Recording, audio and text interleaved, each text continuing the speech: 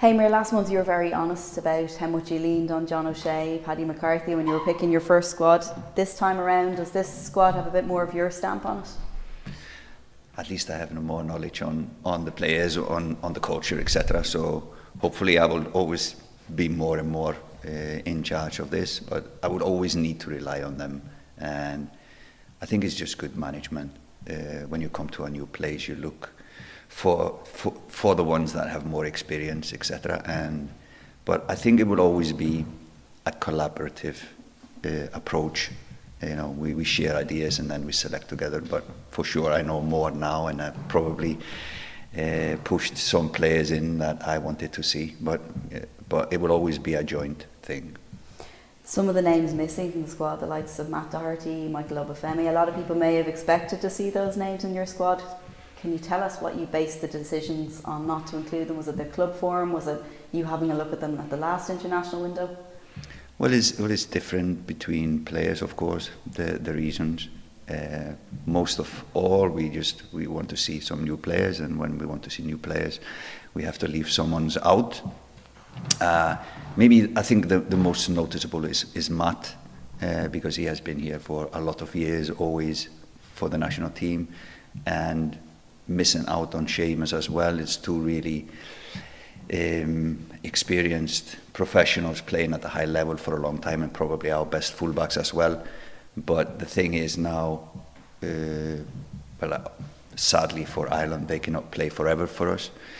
Next year, 2025, if we end up in a group of 5 nations in the World Cup group, then all the FIFA windows will be official matches next year, and then it's no time for experiment.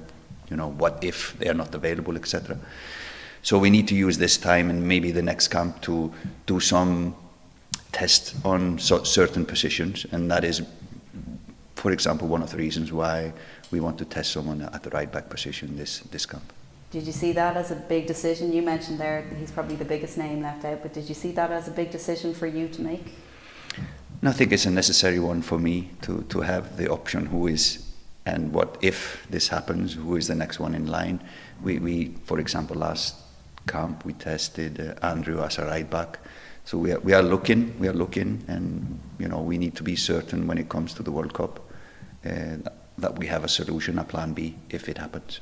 You mentioned there as well, Seamus Coleman misses out the captain. That's a really big blow, especially for a group with a lot of young players.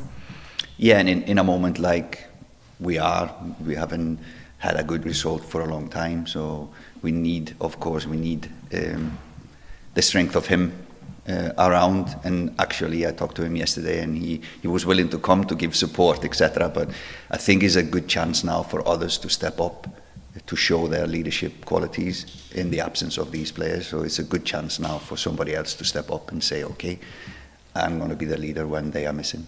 Josh Cullen is back in. He's been really important for Ireland over the last few years. Is he somebody you see yourself kind of continuing to rely on? Yeah, I'm looking forward working with Josh.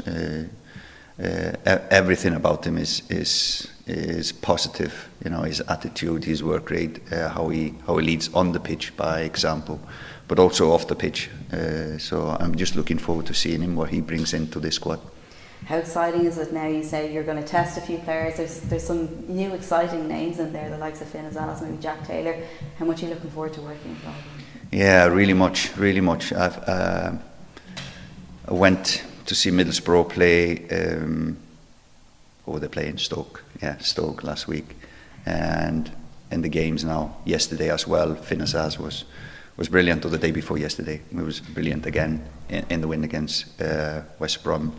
He's a really good player on the ball, probably our best attacking midfielder we have, in my opinion, at this stage.